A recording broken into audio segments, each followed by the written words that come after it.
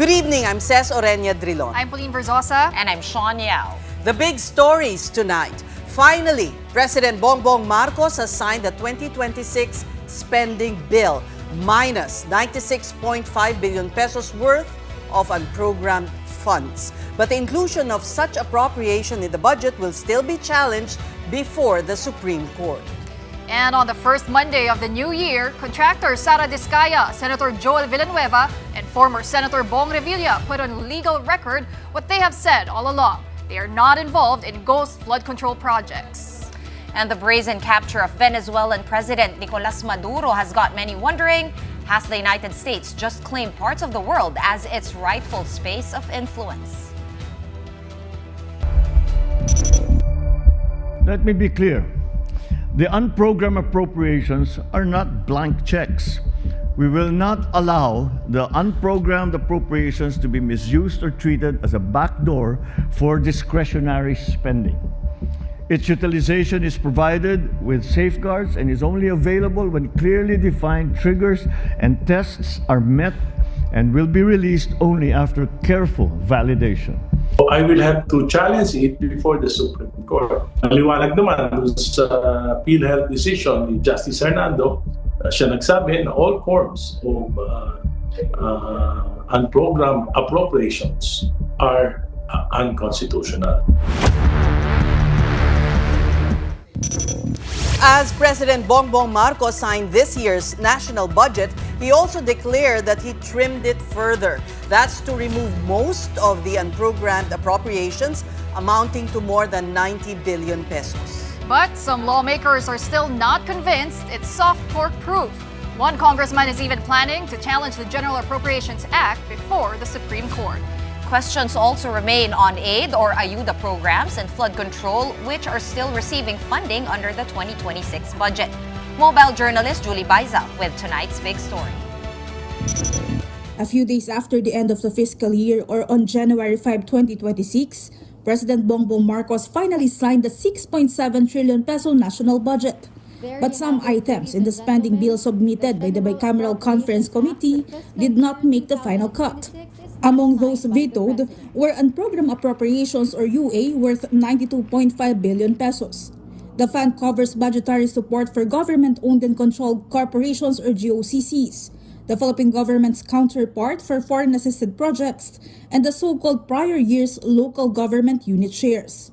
No UA as well for the Comprehensive Automotive Resurgence Strategy, or CARS program, revitalizing the automotive industry for competitiveness enhancement, or RACE program, for comprehensive and adequate insurance protection of strategically important government assets and interests, and payment of personal services requirements. Only 3 items under unprogrammed appropriations remained: support for foreign assistance projects, the 97 billion peso revised AFP modernization program, and the 50 billion peso risk management program. We acknowledge the support of Congress in limiting the unprogrammed appropriations to essential needs.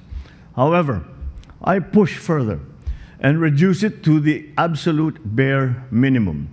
This shall be at the level lowest since 2019. Let me be clear. The unprogrammed appropriations are not blank checks. We will not allow the unprogrammed appropriations to be misused or treated as a backdoor for discretionary spending. Yung pag-validate yan, of course, aside from that validation, we need to, of course, kailangan natin ma-meet yung requirements or even triggers. One is, when we have excess revenue, that's the time that we can also unlock that program. It should be aligned with the plan of the national government. Second, it should have ready for implementation, of course. And of course, yung ating prioritization as far as the agency is concerned. But there's that lingering question on MyFIP, or the medical assistance for indigent and financially and other aid or ayuda programs under the 2026 budget, which are vulnerable to patronage politics. But as Marcos puts it, bawal ang epal. Politicians shall be barred from the distribution of any financial aid, and we shall ensure that the support reaches the intended beneficiaries without patronage. Walang bawas, walang kulang. There is a special provision in the budget or a general provision in the budget na bawal yung mga politiko during the actual disbursement or the actual pamimigay nito sa mga kababayan natin. So susundan natin yung guidelines na yan under the General Appropriations Act of 2026. Wala yan dati. Then, there are the confidential funds, which amount to 11.8 billion under this year's appropriations. 4.5 billion of this will go to the Office of the President. But despite the name, Malacanang insists that they will be transparent with this fund. OP reports directly to the Senate President and to the Speaker of the House. So the OP submits reports to the House of Representatives and to the Senate President. Sir, last na talaga And to from... COA. Yes, sir. Another point of contention, 15.7 billion still allotted to flood control. But the President says the fund is for foreign assistant infra projects which already have contracts. On One Balita Pilipinas, Congressman Egay Erice acknowledged that despite his no vote for the 2026 budget, it was still cleaner and a far cry for the country's spending funds between 2023 and 2025. But he is still challenging unprogrammed appropriations before the Supreme Court. Nakita ko kasi, yan yung pinagmula ng mga malalaking anomalya noong nakaraan. For example, yung 399 billion in the 2024 and 2025 budget na nakalaan para sa equity ng mga foreign assisted projects, sa halip na gawing program funds o mandatory yung pagbabayad, ay inilagay ito sa unprogrammed funds. Yung unprogrammed funds, wala namang source of financing yan. For her part, House Deputy Minority Leader Laila De Lima called the remaining unprogrammed appropriations shadow pork. She took note of Executive Secretary Ralph Recto's admission that they can no longer collect any more excess revenue.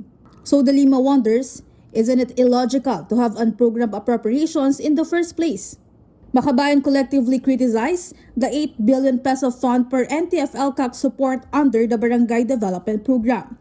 They call it the General's Pork Barrel, which allegedly funds militarization and counterinsurgency operations that terrorize communities. And for Senate President Tito Soto, however, this is the cleanest budget ever.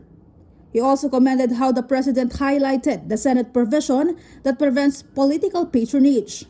Senate President Pro Tempore Ping Lacson said he's also happy and satisfied with the 2026 national budget. But he believes the UAs could be trimmed further to just the foreign assistance projects and the revised AFP modernization program. For Senator Bam Aquino, the most commendable in this year's budget is the 1.3 trillion peso budget for the education sector, the highest in history. Kapatid Mobile Journal Julie Baiza, we are One News. The last time he was in our program, he said he will question unprogrammed appropriations that will make it into the 2026 national budget. Caloocan Congressman and Senior Deputy Minority Leader Egay Erice joins us again. Good evening to you, Congressman. Yes, good evening, Tess, Shawn, and Pauline. Well, you just heard the President boasting that the unprogrammed funds are the lowest since 2019, and he cut 26.5 billion pesos out of that. Hindi pa ba sapat po yun? According to Article 7, Section 22 of the Constitution, hindi na pwede yung merong budget of expenditures na walang definite source of financing. So whether it's 1 peso or 100 billion, it's still unconstitutional.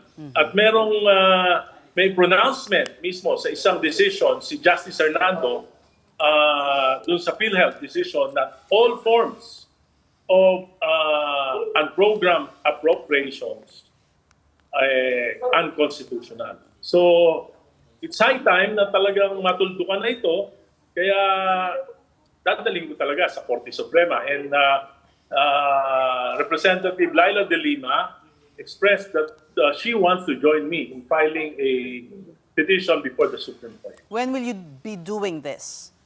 Well, we're just we're finalizing the petition kasi kanina lang naman na publish yung mga approved yung mga pinirmahan ng Pangulo na kasama sa unprogrammed funds. You pointed out something very clear also in your recent interview. You said that if these are for foreign assisted projects, then they should be programmed. Bakit nakalagay sa unprogrammed? Bakit po naging ganun? Kaya nga, in the 2024 and 2025 GAA, inalis nila yung sa program appropriations yung 399 billion pesos for yung equity sa mga foreign assisted projects. Ano nangyari? Nilagay nila sa unprogrammed funds, hindi na bayaran. Ang nangyari, na-delay yung subway by 4 years.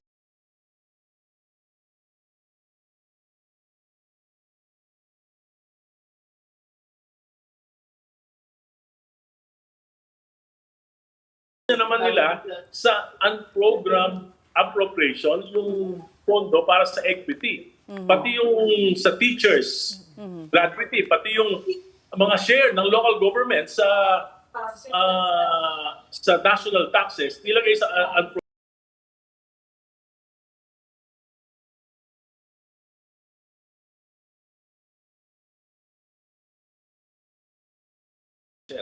Yeah. So, but you have Senate President Tito Soto and Senator Lacson who wanted transparency and who wanted to go through this budget through a fine-tooth comb, now praising this budget. Well, I would say, sabi ko nga, yung 2026 budget, yan yung pinakamatinong budget compared to dun sa tatlong taon, 2023, 2024, at 2025 na napaka-corrupt na budget.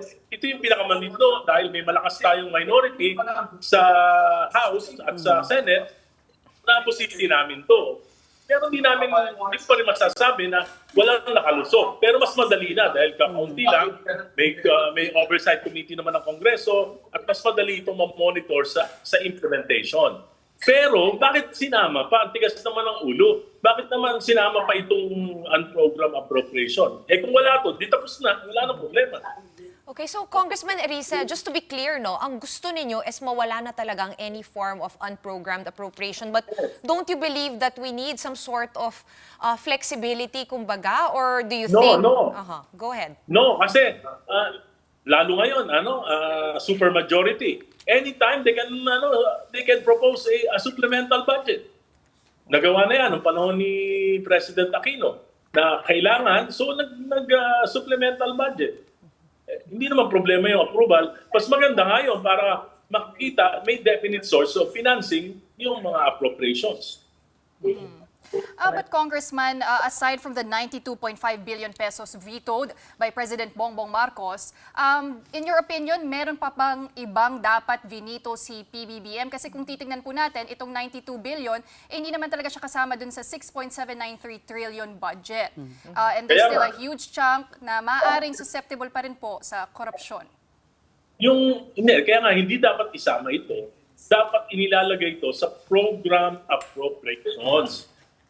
Kaso pinapasukan nila na napakaraming proyekto na hindi naman gaanong mahalaga. Mahalaga yung equity sa mga foreign assisted. Ba't hindi nilalagay yun sa program appropriations? Ba't pinipilit nilang ilagay ito sa unprogrammed appropriations? Well, ang sabi nga ni Executive Secretary Ralph Recto, no, hindi daw kasi umabot doon sa timeline. In that case, would your original suggestion of hindi supplemental budget na lang natin? Hindi, yung timeline, napakadali nun. Tatanggalin nila yung hindi gano'ng importante, ipapasok nila yan sa program appropriations. Palusot lang yun. Ano ba sa tingin nyo yung hindi gaanong ka-importante? Maraming makikita sa budget na mas importante yung equity to foreign assisted projects. Gaya ng mas importante yung transportation, importante yung sa defense, di ba? Bakit hindi nilagay ito sa program appropriation? Tanggalin na lang yung ibang roads. Di ba? Tanggalin yung ibang ayuda. Yun nga eh. Actually, if you look at kung ano yung vinito ni President Marcos, no, a lot of them are support to industry development, no, yung automotive industry natin, etc. Bukod pa doon sa mga personnel, no, their insurance. Pati yung shares, mandatory shares sa mga local government units. ano yun, mandatory yun, share nila yun sa national taxes. May batas na kailangan ibigay ng gobyerno. Tapos ilalagay mo sa unprogrammed funds. Ngayon, binito pa, di wala na, susubain na nila yung mga local governments. Will that be part of your petition in the Supreme Court or as maybe a separate petition, Congressman? That will be kasi nga, sinasabi ko, dapat alisin na yung unprogrammed appropriations para lahat ng mga importante dun lang sa program appropriation. Okay. Now, shifting to another issue that's also hounding the House of Representatives, yung so-called Christmas bonuses. Were you given any? Yes, MOE. MOE. Alam mo, nagkausap kami ni Congressman Libiste, pinaliwanag ko sa kanya, at sabi niya sa akin ngayon, na ang position ngayon, dapat pala dagdagan pa yung aming MOE dahil kulang na kulang. Kasi kung magtatrabaho ang congressman, mas malaki yung constituency work kaysa sa legislative work. Dahil yung mga batas mo na pinapalukala, manggagaling yan sa ground. At kinakailangan meron kang groundwork. At for example, in my district, ang aking ang salary ng aking mga district staff, inaabot ng mga 7.8 million a year. Yung opisina ko ron, ako nagre-renta 1.2, pati yung utilities 1.2 million a year. Yung supplies namin, wala kami natatanggap ni isang bond paper sa Kongreso. Lahat yun kami ang lumagastos about 700,000 a year. So dyan napupunta yung MOE, which is about 20 million a year. Kulang pa yan. Pati yung sweldo namin, naabono pa namin yan. So, Congressman, ang ibig niyong bang sabihin, hindi yun dapat ituring na break bonus? Hindi bonus yun. At sabi ko nga, sa media, welcome kayo sa opisina ko na tingnan yung may receipts naman lahat yan, may payroll yan, makikita nyo how district representatives offices operate para makita nyo na mas malaki yung operation sa constituency work kaysa doon sa legislative work. The thing is, ang aking tanggapan sa Kongreso, 6 lang na staff ko. Sa district office, mahigit 20. pero the thing is, parang blanket lang ang pag-liquidate. Hindi nyo kailangan i-itemize ang liquidation. You can just sign that it was kasi used.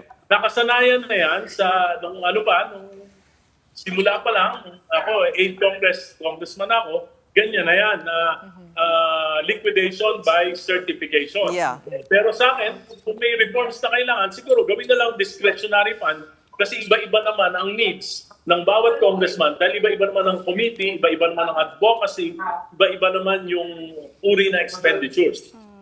Mahirap na gawin na parang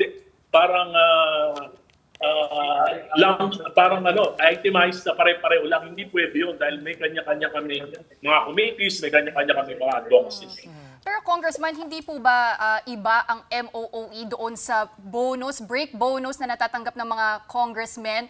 3 times a year ang sinabi po ni Congressman Tobitianco, which is before Undas, Christmas break, and yung sa Holy Week. Hindi, iba yun. Tingnan mo yung payroll cost 600,000 a month, yung rental cost 100. Nakukuha ko na MOE 700. So, yung supplies, lahat, doon nakukuha yun, doon sa mga Christmas break, yung recess. Binibigyan kami ng extra dahil alam nila, pagdating namin, lalo na yung mga nasa probinsya, pagdating sa probinsya, malaki na ang gastos ng mga congressmen. So, bonus pa din. I mean, what do you call it Hindi, if not saka, MOOE? Also, It's still part of the MOE because, for example, yung aming mga computers, yung aming mga furnishings, yung fit out ng aming district offices, maintenance, yung travel expenses, yung gasoline, doon lahat galing yan. Kaya sabi ko on the average, each congressman, yung ordinary congressman, mga 20 million yan. Pero kahit including our salary, ako salary ko about 264,000 a month. Kuminsan, nagagalaw ko pa yon para masustain ko yung district office ko. Bakit namin ginagawa yun? For example, ako, dahil matagal na ako, tapos na yung mga anak ko, wala na ako masyadong pinagkakagastusan. Pero kawawa yung mga ordinary congressman. Pagka hindi bibigyan ng sapat, alam mo mangyayari? Mapupuno tayo, puro political dynasty na lang kasi may kapatid silang mayor, may kapatid silang congressman, may kapatid silang governor na susuporta sa pangangailangan nila. Sa amin, wala eh. Ako, wala akong kamag-anak. Ako lang, I'm the last politician in my family. Talagang hirap na hirap. Pero kung yun nga gaya ng sinabi ninyo, no, liquidation by certification, and ganito na yung siste since the 8th Congress, kasi ang questionable nung timing, bakit sa mga break lang dinidisburse yung check? Di ba pwedeng monthly na lang? Or, and why has no one pushed for reforms on transparency? December, bukod sa sweldo, magbabayad kami ng 13-month pay. Kaya kailangan namin ng extra by December. Yeah, so imagine kung by December, meron na kaming extra na 13-month pay. Pagkatapos, alam niyo naman na pagka-congressman, whether you like it or not, pupunta kami ng simbahan, pupunta kami ng barangay, pupunta kami lahat ng organisasyon, hihingan kami ng donation. Pero ba't ganun yung pagkaka-release? Sorry, Yeah. Pawi. Bakit ganun? Bakit bago mag-break? Kasi yun ba yung assumption, babalik ka sa distrito mo kung maybe you're in the province? Yes, kasi it's weird. Yes. Yeah. What reforms Hindi do naman you weird. see? Hindi naman weird. Congressman, you might want Kasi iba some trabaho ng- reforms in the interest of transparency. Like you said, if you're gonna give 13th month pay, edi isulat yun na 13th month pay. Because some congressmen may not be like you na ginagastos sa constituents niya. Pwedeng simpleng ibulsa lang di ba? Well, matatalo ka. Pagka hindi mo gagawin yon kasi may trabaho kami sa malaki yung constituency work ng congressman. At yan, sabi ko nga, I am inviting you in my district office so that you will have a glimpse of how a congressman's district office is operating at kung gaano kalaki ang gastos dito. At kung ano yung importance ng trabaho namin. For example, yung mga infrastructure project, yung budgeting sa education, kinakailangan namin gumawa kasabay ng mga line agencies ng preparation. Kasama kami sa budget preparation. Kailangan namin magkaroon ng mga consultation, yung logistics, yung pagbaba sa bawat barangay, sa bawat communities para malaman namin kung ano yung ipaglalaban namin na pangangailangan ng aming constituents. Ano naman ang sabi ni Congressman Leviste nung pinaliwanag niyo ito? Sabi niya, kulang nga. Dapat dagdagan pa. Talaga ba? Kasi bihira naman yung katulad ni Congressman, naiintindihan ko si Congressman Leviste dahil bago pa lang siya, hindi niya pa naunawaan, talagang idealistic pa siya. At ang pinakamasama, hindi niya pa naranasan na mahirapan sa pera dahil bilyon-bilyon yung kanyang pera. Pero Congressman, itong MOOE, standard ba yan sa lahat ng congressmen? I understand itong 3 times a year, nag-range siya from 1.5 to 2 million pesos. Pero yung sinabi ni Kong Toby, merong time, lalo na nung impeachment process against Vice President Sara Duterte, na hindi ni-release agad itong MOOE o yung mga bonus dun sa mga hindi pumirma sa impeachment complaint. So, in a sense, the sense we're getting is that napupolitika din siya Yung hindi lang yung MOE man yun na hindi hindi makakapag-kumbinse sa isang congressman na pumirma. Ang nakakapag-kumbinse diyan yung mga projects, yung pagkalaki-laki ng mga projects, yung mga flood control projects na maanomalya. Kaya sinabi ko nga, kapag kakamali ng 19th Congress, ang ginamit yung pera ng gobyerno to incentivize the legislators to sign the impeachment complaints against people. Yun ang masama, hindi yung MOE. All right, on another matter, there is supposed to be an alleged plot against Speaker Bogie D to unseat him. Chismis lang yun. I don't think that President Marcos can afford to change the leadership of the House at this point in time. All right. Well, we thank you so much for your being candid with us. Caloocan Congressman and Senior Deputy Minority Leader Egay Erice.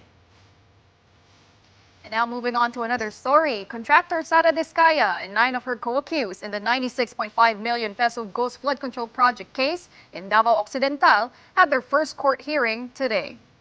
He attended the proceedings via video conferencing from the Bureau of Jail Management and Penology Facility in Lapu-Lapu City. Now, through their respective lawyers, Vizcaya and others moved to quash the charges and warrants against them. Citing a circular, the lawyers for the DPWH officials argued that Regional Trial Court Branch 27 in Lapu-Lapu City does not have jurisdiction over the case. The circular stated that cases should be heard where the alleged crime was committed, which in this case is Davao Occidental. Vizcaya's lawyer, on the other hand, motioned to have her case heard in Pasay City and to have her returned under the custody of the National Bureau of Investigation. Now recall that the RTC Branch 20 of Balita, Davao Occidental transferred the case to Lapu-Lapu City based on a Supreme Court guideline issued in November 2025. The High Tribunal had designated RTCs to serve as special courts to handle anti-graft cases, particularly those involving infrastructure projects. The Lapu-Lapu City Court will issue a resolution on the motions before January 13, or the scheduled arraignment for all of the accused in the Davao Occidental Ghost Flood Project case. That circular of the Supreme Court ordering the transfer, that rule which says that the RTC should be the RTC in the judicial region other than the judicial region where the accused is holding office, does not apply.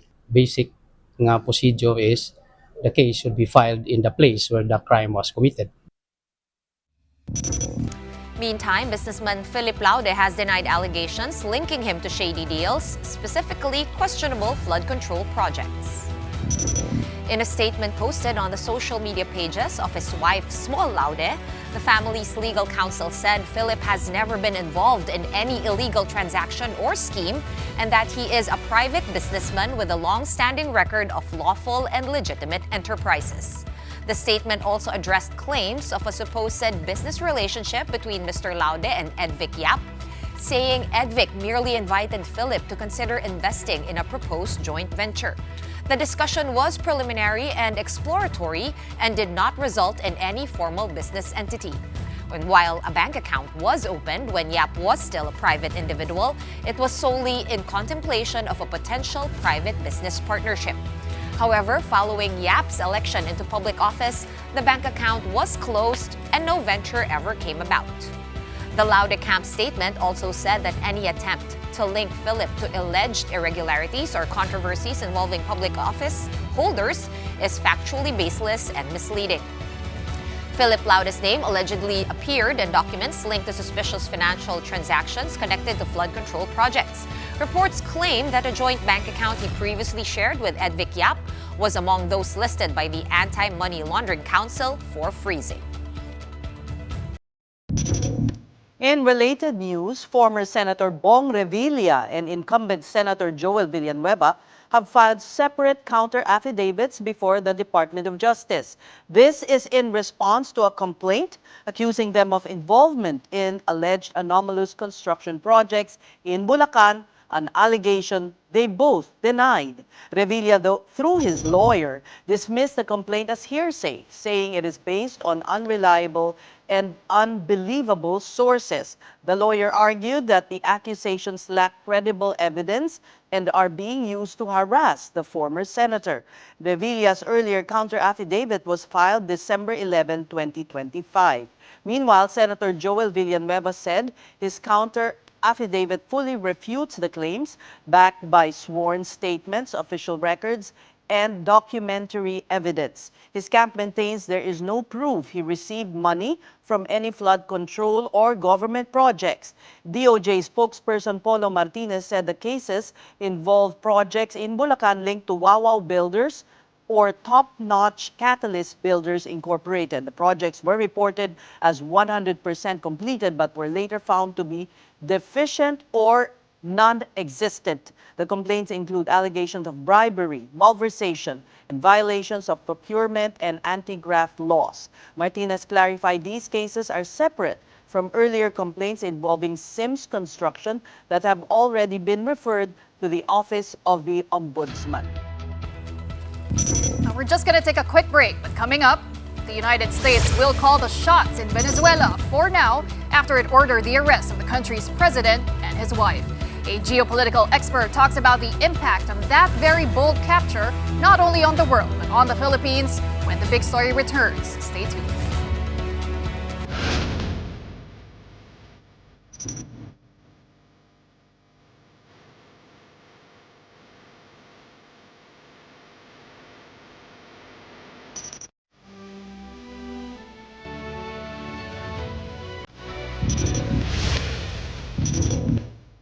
You're watching the big story here on One News.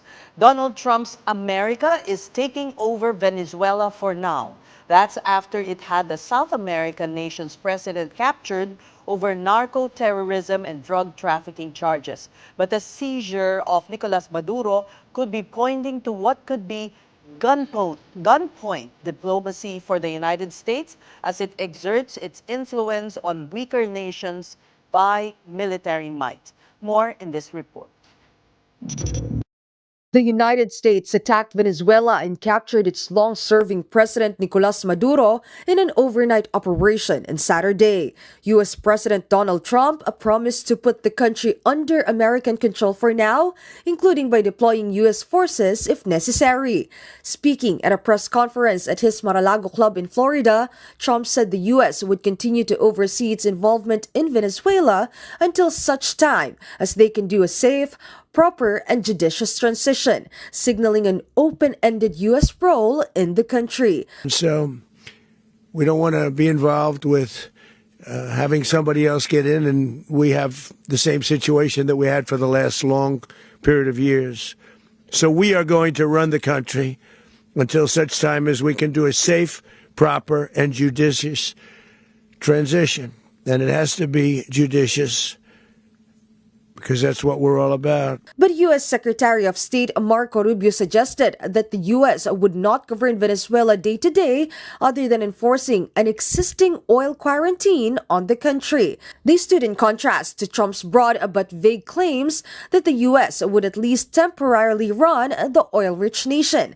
Comments that suggested some sort of governing structure under which Caracas would be controlled by Washington. Well, as I said, we retain all the options we had before this raid and this capture and this arrest was made. We continue. The quarantine is in place right now. If you are a sanctioned boat and you are headed towards Venezuela, you will be seized either on the way in or on the way out with a court order that we get from judges in the United States. We will continue to enforce our sanctions. And that is going to continue to happen until such time as changes are made. The U.S.-Venezuela tensions intensified under Trump after Washington imposed sweeping sanctions, recognized opposition leader Juan Guaido as interim president, and pursued a maximum pressure campaign to isolate Nicolas Maduro's government.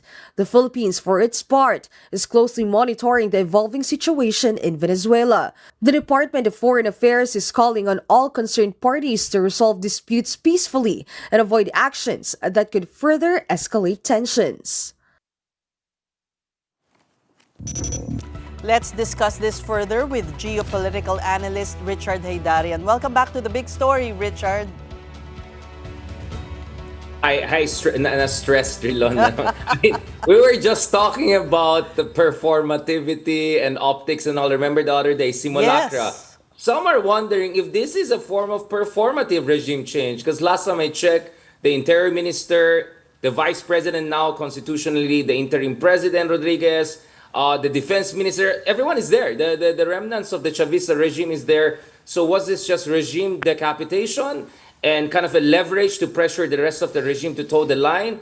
I think it was quite telling that President Trump made it clear that he's not endorsing the opposition leader Machado, who dedicated her Nobel Peace Prize to Trump and everything like that, as the right person to run the country at this point in time. So it's kind of a recognition that the remnants of the Chavista regime, at least in his estimation, are strong enough to still remain in power, and therefore it's just a matter of U.S. cutting a deal with them. But again, there are lots of stories about behind-the-scenes negotiations. Maduro apparently, supposedly offered to negotiate. He was offered a gilded exile in Turkey. He did not take it. He danced too much, pissed off Trump, and Trump moved ahead with this operation. There's another version that perhaps parts of the Chavista regime who were not happy with Maduro's reliance on Cuban intelligence forces, among others, kind of cut a deal with the U.S. So there's so much lack of clarity. The only thing that was quite clear is that, at least for Donald Trump, oil does matter, apparently. Everyone's saying, no, this is not about oil, this is about X, Y, and Z. But, I mean, just watch the press conference. Donald Trump made it clear this is indeed about the oil of Venezuela, which is the largest reserve in the world, larger than Saudi Arabia and Iran combined by some measures. But Richard, performative or not, this is an assault on the rule of law, on international law, and the sovereignty of nations. Absolutely. In the same way that performative, I don't know, drug war in Digong had actual effect on the lives of people, including the loss of lives of people. And let's not forget, there were civilians who lost life during these operations. There were, I think, even civilian port facilities allegedly affected. So in fairness to government of at least Spain, Pedro Sanchez, to a certain degree, many governments in Latin America, even the DFA in the Philippines, they mentioned that indeed, this is not, it's the legal justification is not very clear. What international law was exactly broken here? There were attempts by U.S. officials to say this had to do with the alleged involvement of Maduro in drug cartel activities, etc. But if it's the whole regime, then why only Maduro was taken out? So there's lots of questions about this. And as I said, yes, it also could set a precedence, and this is a worry, set a precedence that, well, if your argument is this is about Don Roe doctrine or Donald Trump's Monroe doctrine of, this is our backyard and Russia, China, and the rest should keep away and how dare you to come in? I mean, because the Chinese envoy was there as this operation took effect, then what will stop some in Beijing saying that, well, if Putin did his thing in Ukraine and the US is doing this in Venezuela, why not, maybe not today or tomorrow, but now 5 to 10 years down the road, why not someone in Manila or Taipei, if they pissed us off, will come up with some legal justification and abduct them just because we can? Well, Richard, exactly that, right?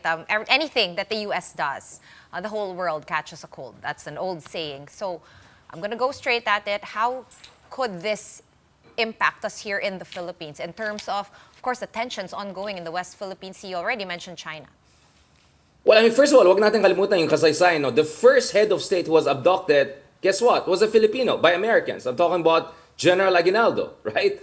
Who beat the Spanish, right? He was winning the war on his own. Next thing you know, his allies turned on him and cut the deal with the Spanish. And next thing you know, he was captured by them. So we have our own history of having a head of state of ours, President Aguinaldo, being captured by the Americans, quote unquote, captured by the Americans. So there's that history we have to keep in mind. The other thing is that, if you come from a small size, medium sized country, I don't know why you should be so fond of seeing superpowers creating so-called spheres of influence. This is the 19th century we're talking about, 18th century and beyond. There's a reason why we created international law. The reason why you have international law is that so that we don't have a rule of the jungle, we have a rules-based international order. Of course, international law, especially public international law, has been imperfect. We have seen so many conflicts and wars, but the past 7 decades were exceptionally peaceful and prosperous if you look at human history in the past 10,000 years. And a big part of that was because of the effort of internationalists to create public international law, to create the ICC, ICJ, and all of these imperfect yet still consequential institutions. So consequential that Digong is facing justice that he would not have had faced in the Philippines, for instance. So speaking of the West Philippine Sea, if the position of the Philippines is, we don't want a rule of the jungle, we filed that arbitration case against China, and even if China does not accept it, international law applies, and then you have this situation like this here, obviously, that puts us in a bind because we're a U.S. ally. And then to make it more complicated, I'm sure there are military experts in the Philippines looking at this and saying, oh my, it looks like the Americans are still the military superpower, considering how seamlessly they conducted these operations. Even Chinese military experts are watching this very carefully because they were also flabbergasted by the seamlessness of this operation. So there are many mixed signals being sent to the Philippines, but as I said, naturally, as a mid-sized country, as a global South country, we should be invested in a rules-based order, not a rule of jungle.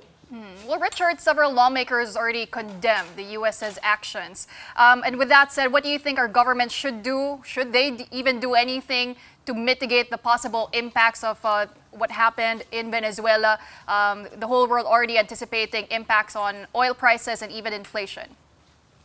Well, on the oil question, I think if you look at the proper analysis, Bloomberg, among others, have released very detailed analysis on this. It's going to take a long time.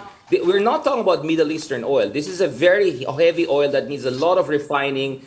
You're talking about a battered infrastructure in Venezuela that may take years, if not decades. More than $120 billion perhaps have to be poured into Venezuela for them to go from 1 million barrels of oil exports to 2 or 3 million. So we're not going to see an overnight oversupply or glut in the oil market. But yes, of course, over the long run, Should Trump move ahead with Greenland? Should consolidate America's new Monroe Doctrine and really focus on energy security and supply chain security? You're going to create a new international order, and that's going to inevitably impact the Philippines. But as far as the Philippines is concerned, as I said, I'm not expecting massive changes in the oil market in the short run.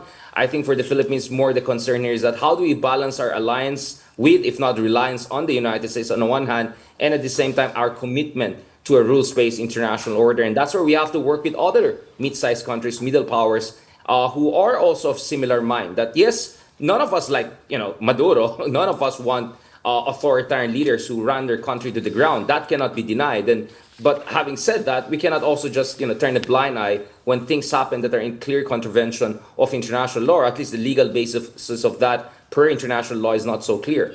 So ASEAN should take a stand, perhaps? That's going to be tough, right? We're the chairman of the ASEAN this year, so we can set the tone, we can set the terms of discussion. Whether we like it or not, I'm sure many in ASEAN are more, critical of this than not. I think, if you look at the non-aligned positioning of most of ASEAN countries, if you look at the statements that came out of Indonesia and some of the key countries in ASEAN so far, not to mention Vietnam and Malaysia, I think it's inevitable for ASEAN. It's important for ASEAN to reiterate that what we need is a rules-based international order. And I think the Philippines, so far the statement from the DFA really tried to strike that balance. Some would say imperfectly, but at least there's that kind of effort. At least hindi natin ginawa ng ibang bansa na, we're just monitoring the situation. I think that was the most quoted statement I've said. Like, we are monitoring the situation is one of the most seen statements over the past 48 hours. Because I think many countries were worried about also alienating the United States, while at the same time clearly worried about the greater implication for the international system. All right, Richard Haydarian, geopolitical analyst, thank you for your time. And we are pausing for another breather, but right after that, look who's back in the political arena. Dismissed PNP Chief Nicolas Torre III is officially MMDA General Manager and now spokesman too. That and more still ahead. Keep it here on One News.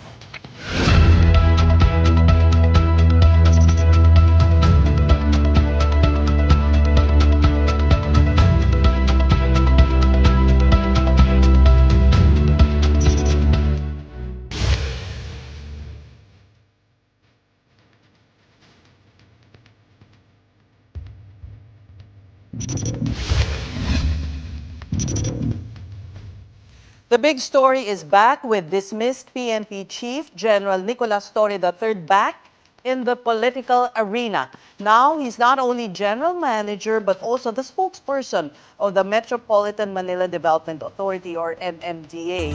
Torre will oversee around 70 to 80% of the agency's day-to-day operations. MMDA Chair Romando Artes remains overall head.